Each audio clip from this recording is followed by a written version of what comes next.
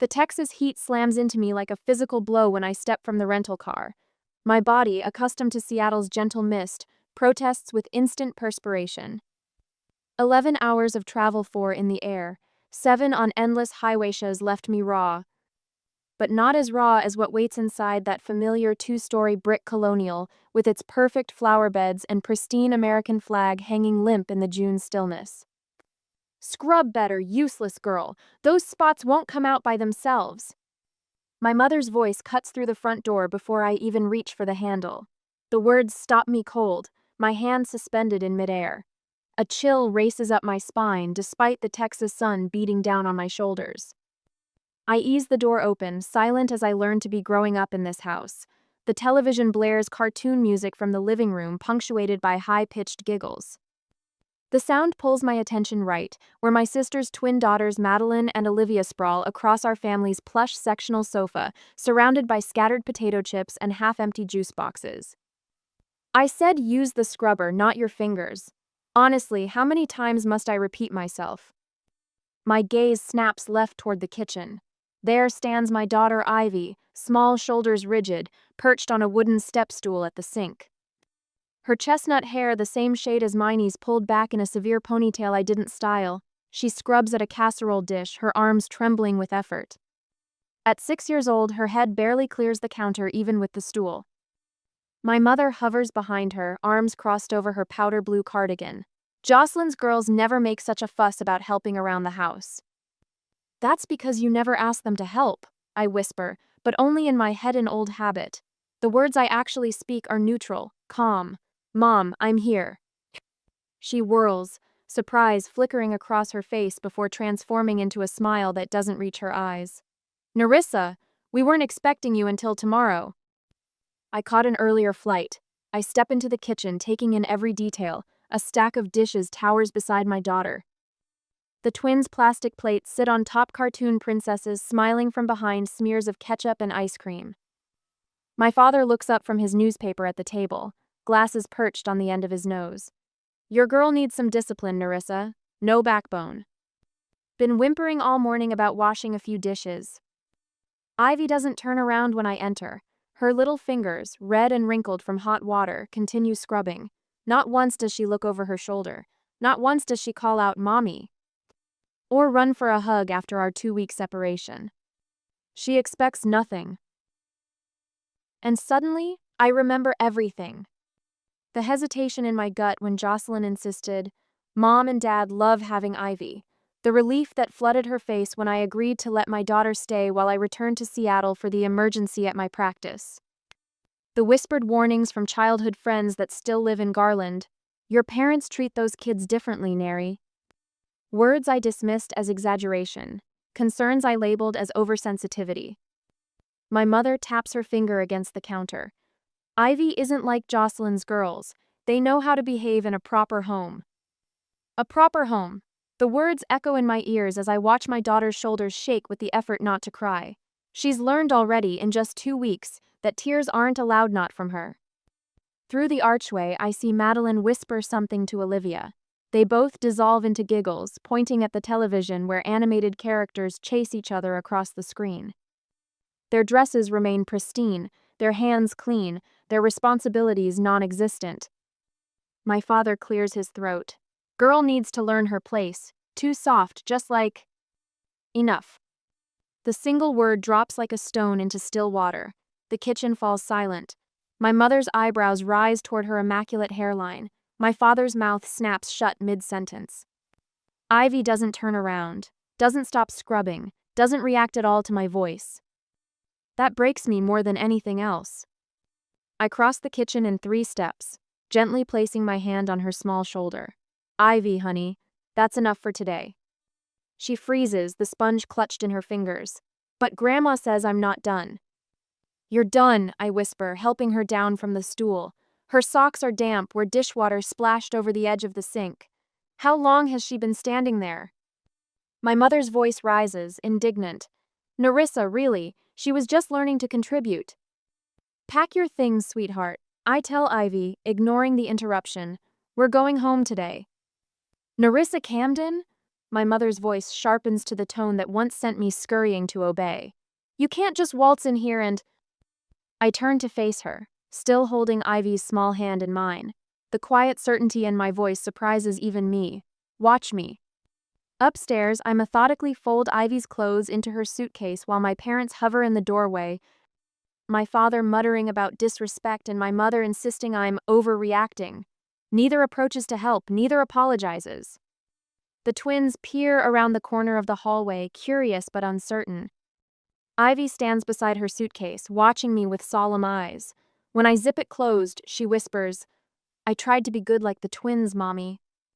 Something inside me shatters.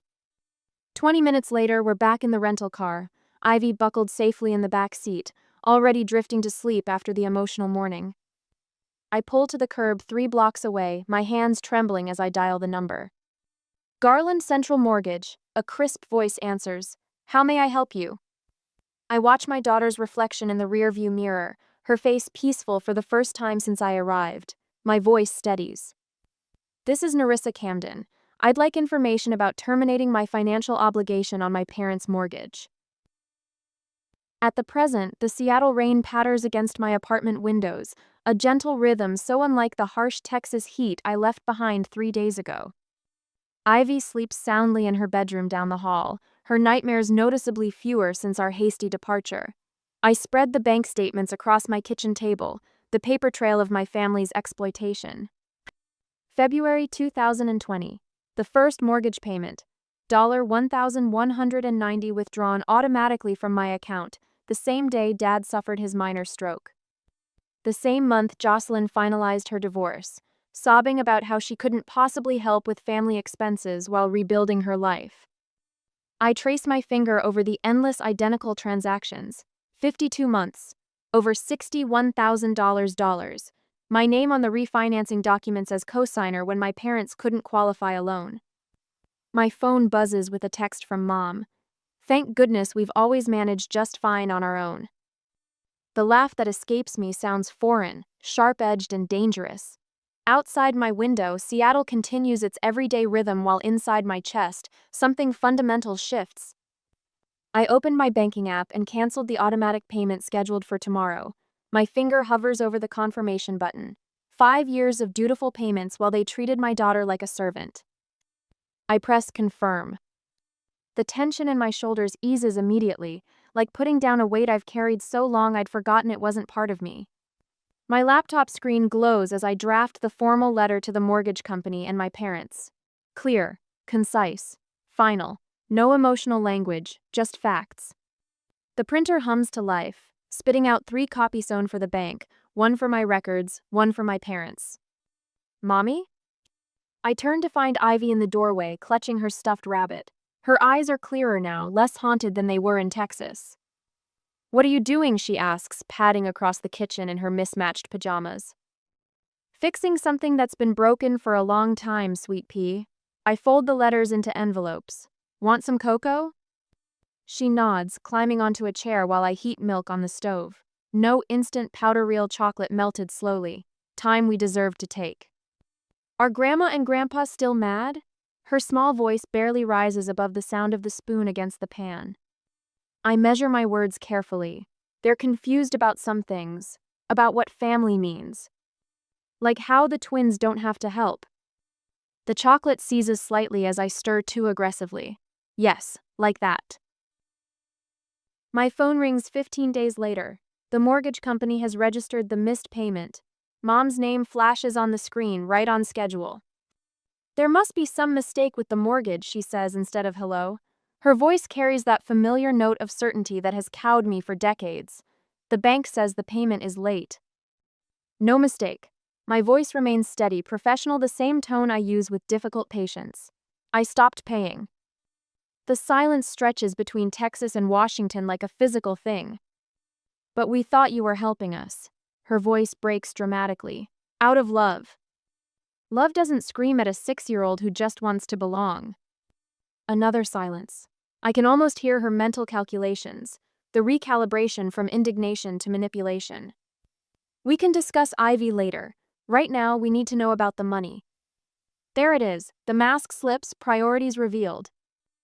The money is gone, I say simply. So is my obligation to fund the hierarchy.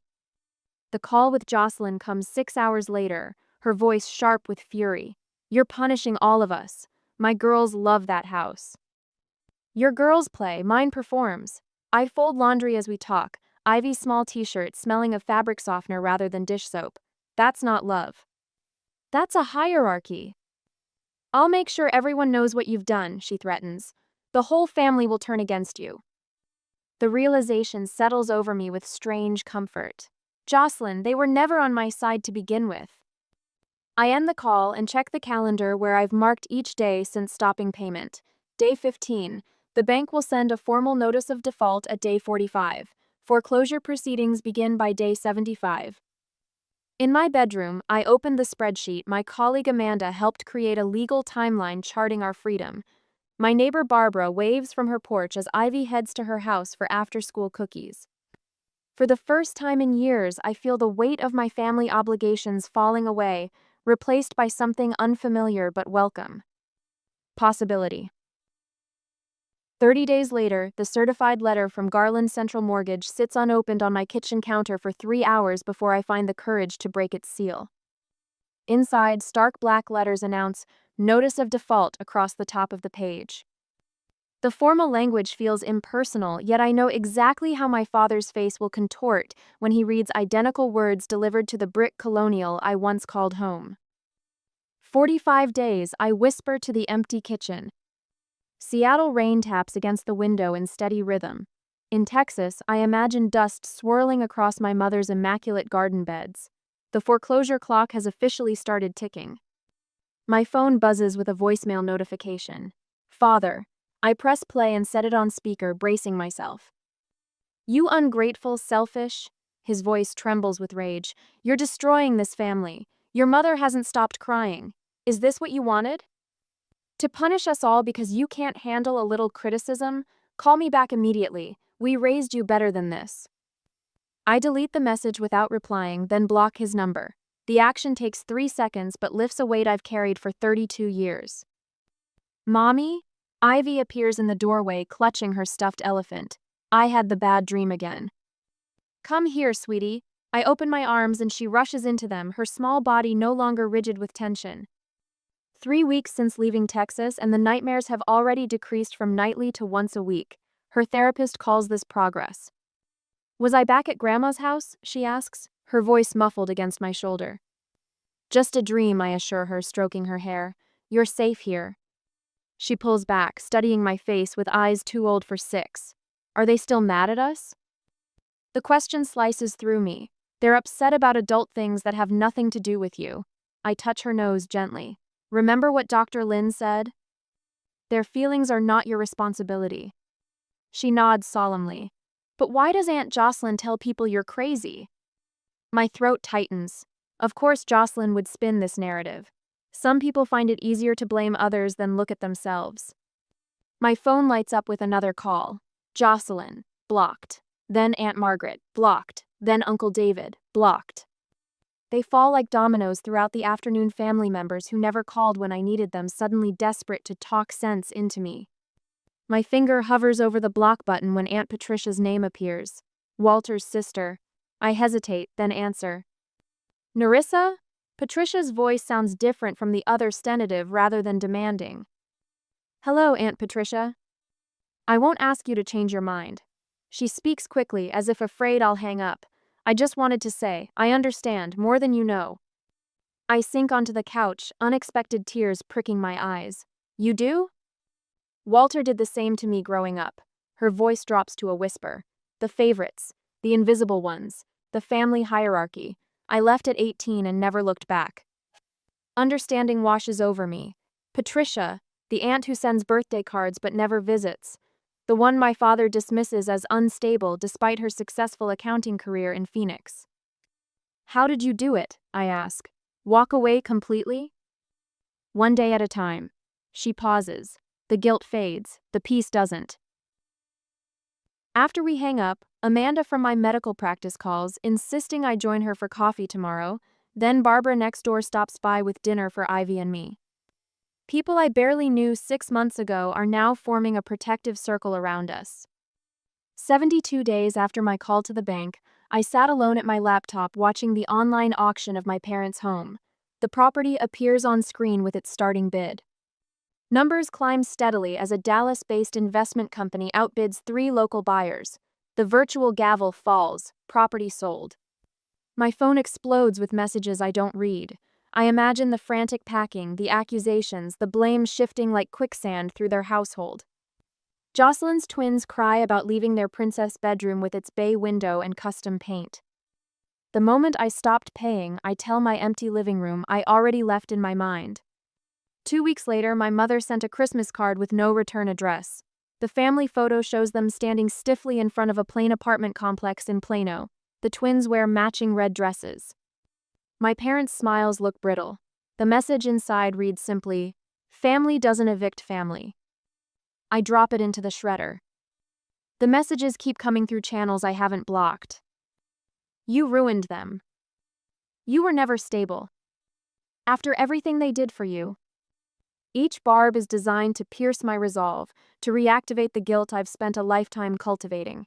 But only Grandma Hattie's simple text message cuts deep. Why, Narissa?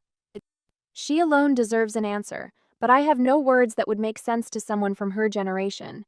How do I explain that love shouldn't require small shoulders to carry adult burdens? The doorbell rings. Another returned Christmas card, the third one I sent to my extended family, marked "Return to Sender" in angry red letters. I add it to the growing pile in my desk drawer. Evidence of doors closing all across my family tree. Ivy finds me staring at the pile that evening after her bath, hair still damp against her neck. Are we bad people now, Mommy? Her voice quavers just slightly. I pull her onto my lap, breathing in the clean scent of her shampoo. No, honey, we're just people who need a different kind of family. The kind that doesn't make me wash dishes until my hands hurt? Exactly. I kiss the top of her head. The kind that loves every part of you, not just the parts that are convenient.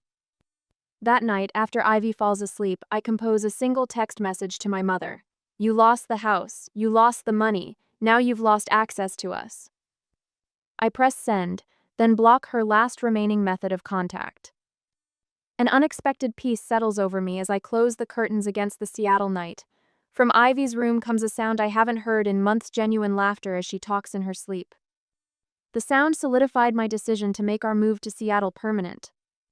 Some doors, once closed, should remain that way, not out of vengeance, but protection. In the quiet of my apartment, I finally understand the difference. At the present, the Seattle rain taps a gentle rhythm against our kitchen window, so different from the harsh Texas downpours that used to rattle the Colonial's gutters. Inside our compact rental, warmth permeates every corner, not from an expensive heating system, but from something my parents' perfect house never had: peace. Can I help with those, Mommy? Ivy stands beside me at the sink, her small voice no longer laced with fear. 3 months have passed since we fled Garland. 3 months of nightmares gradually fading, of shoulders relaxing, of voices finding their natural volume again. Sure, sweetheart. I slide the step stool toward her, not the rigid wooden one from my mother's kitchen, but a colorful plastic one decorated with underwater creatures Ivy selected herself. You wash, I'll dry?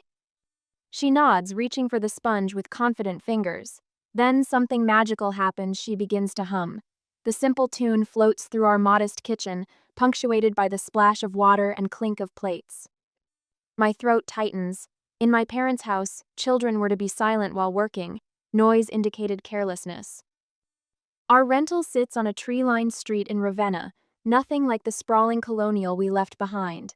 1,000 square feet instead of 3,000. A postage stamp garden rather than manicured beds.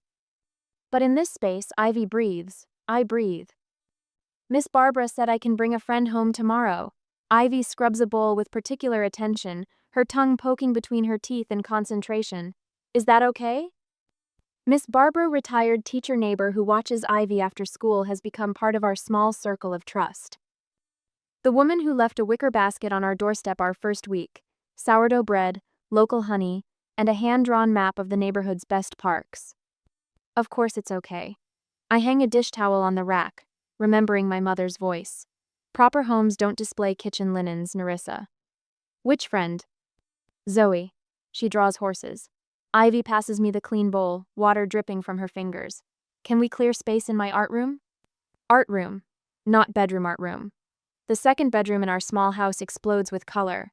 Watercolors, pastels, modeling clay, and canvases leaning against every wall. No pink princess bedding like my mother insisted was proper for little girls. No strict corners or mandatory organization, just creation.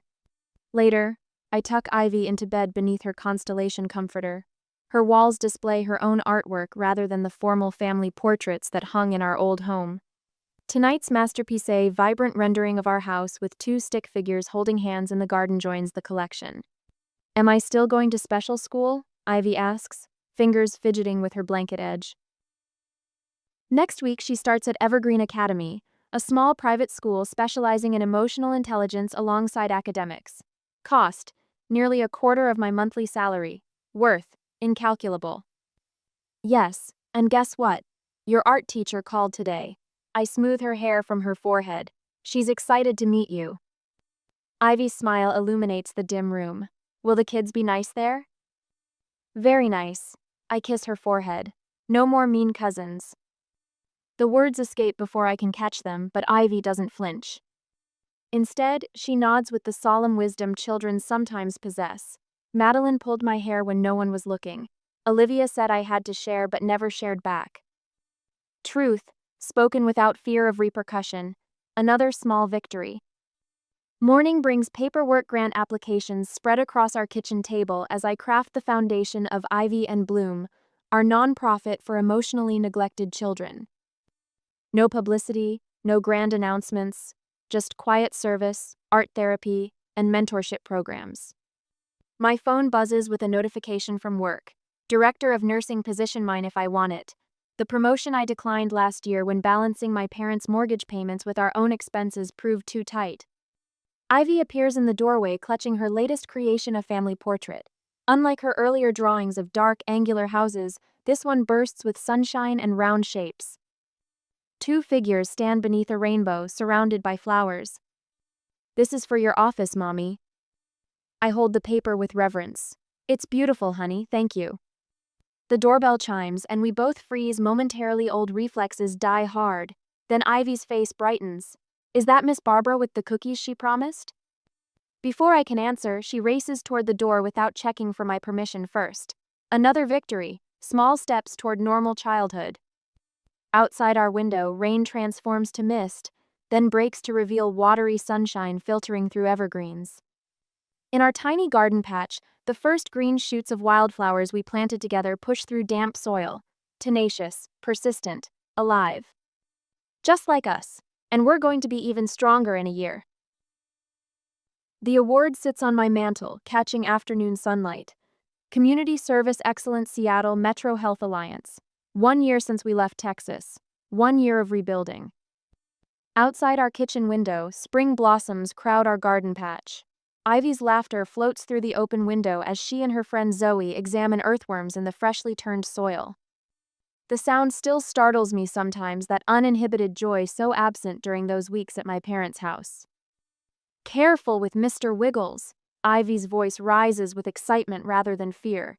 He needs to go back in the dirt so he can help our flowers grow. My phone buzzes against the counter. Unknown number with a Garland area code. My stomach tightens as I swipe to read the text. Saw your nonprofit in the Chronicle. Impressive work. Perhaps some misunderstandings occurred between us. Call when you can, Dad. The calculated timing sends warning bells clanging through my head. 3 separate contacts within 2 days after months of silence. First, the letter from my father with its carefully constructed non-apology.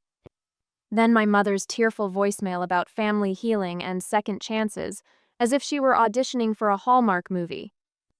Now Jocelyn's email suggests Ivy must miss her cousins terribly.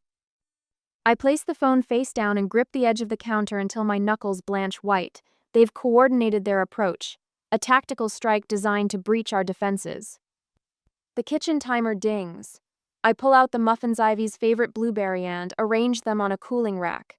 Outside, she points proudly to the butterfly house we built last weekend. Zoe claps her hands. No performances, no rigid expectations, just childhood unfolding as it should. Dr. Brenner, Ivy's therapist, warned me this might happen. When financial manipulation fails, she'd said during our consultation last week, toxic family systems often pivot to emotional leverage. I pick up my phone and craft a single reply to all three of them. I'm pleased to hear you're interested in healing. I've attached information for 3 family therapists in the Dallas area who specialize in generational trauma and boundary work. When you've completed 6 months of consistent therapy, we can discuss supervised visits. Until then, please respect our space. I add the resources and hit send before I can second-guess myself. The reply came from my mother less than 3 minutes later. We don't need therapy, we need our family back together. Ivy's birthday is next week, we should be there. No question, no request, just the familiar presumption of entitlement. I don't respond. On Ivy's birthday, balloons bob against our porch ceiling. Pink, purple, yellow Ivy chose every color except blue. Blue makes me think of Grandma's house, she'd whispered in the party store. I didn't need to ask why. Our backyard hums with activity. 7 children dart between lawn games while parents chat over punch and sandwiches. Barbara from next door has brought her famous strawberry cake. My colleague Amanda helps Ivy arrange her art table for the friendship bracelet station. The doorbell rings. Through the peephole, I see them. My mother in her powder blue cardigan, pearl earrings catching the light. My father is standing rigid, shoulders squared like he's preparing for battle. Jocelyn hangs back with Madeline and Olivia, their matching dresses pristine. My chest constricts. I consider not answering, but several neighbors have already noticed them on our porch.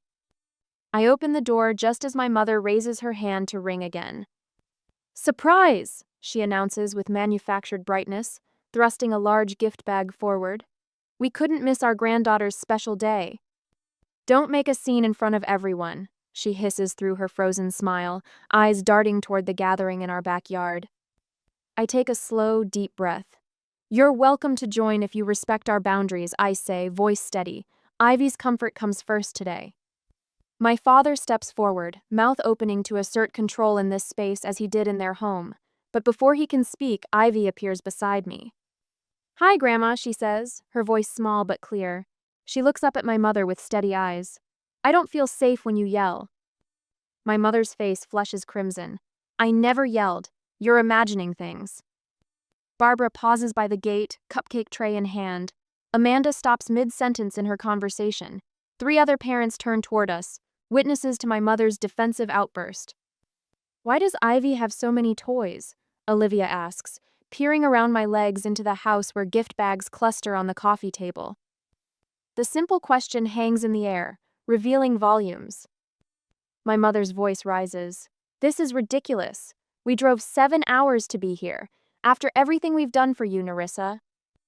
I think it's best if you leave, I say, my professional demeanor a stark contrast to her escalating emotion. Neighbors watch openly now as my father takes my mother's elbow. Jocelyn hustles the twins back toward their rental car. I'm a nurse. I tell my mother quietly as she turns to go.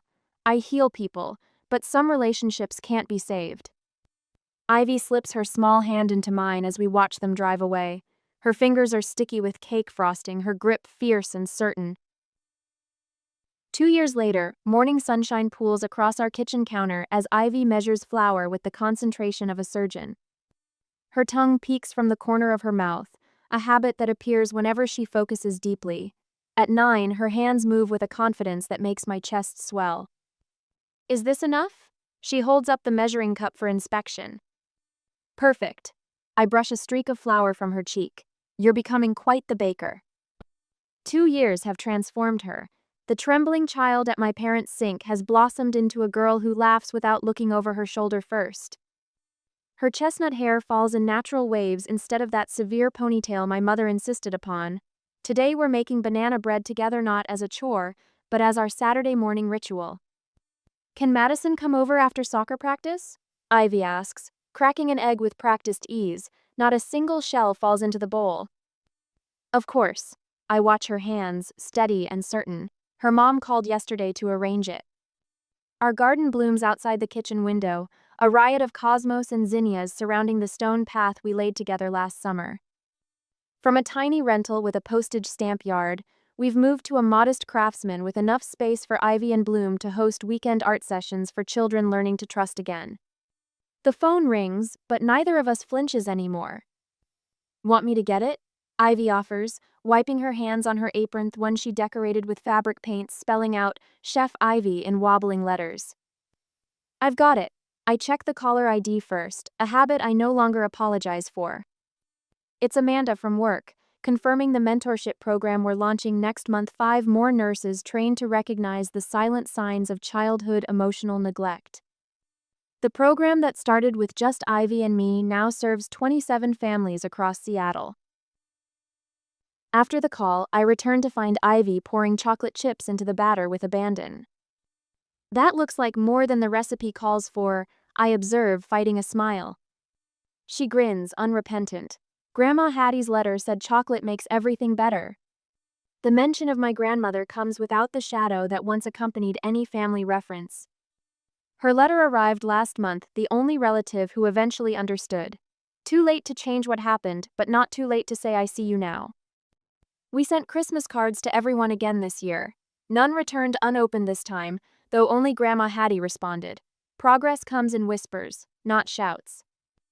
From the neighborhood grapevine, I know my parents still struggle. The modest Plano rental, Walter's second stroke. Jocelyn's twins are now in counseling for behavioral issues at school. But distance brings clarity. Those aren't my burdens to carry anymore. Later that afternoon, our backyard fills with laughter.